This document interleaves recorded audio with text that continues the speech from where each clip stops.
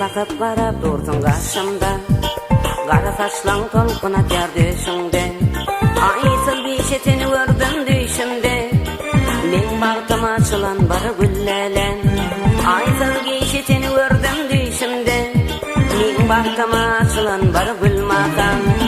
Güller yüzlü gül makam, yürek bağlam dil makam.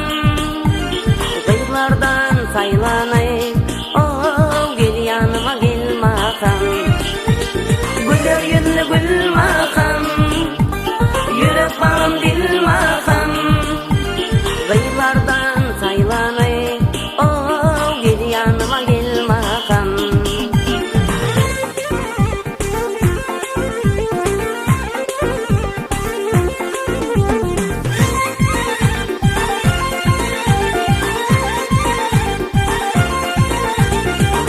Döküp ayrı ağlamak olmadı, İnçeşik dillerin kovlamak olmadı. Öğün yetin yar bilen teşmek olmalı, yardan yantan gül ömrün var gül makam.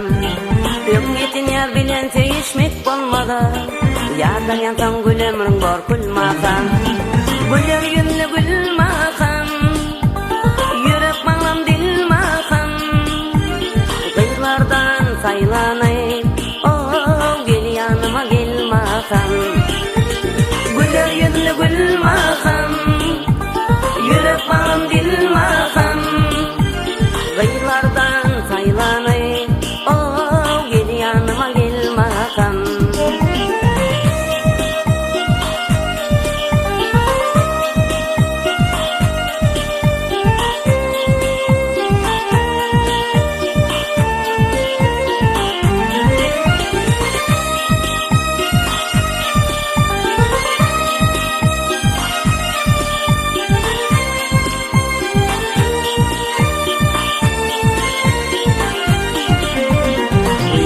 Yapraklar egnine kaçar, cemalını kalbimi men nur saçar. Oylan ödel bağ soğan qarashar, jahil gülüm teni kuytar gel makam. Oylan ödel bağ soğan qarashar, jahil gülüm teni kuytar gel makam. Güller yüzlü gül makam,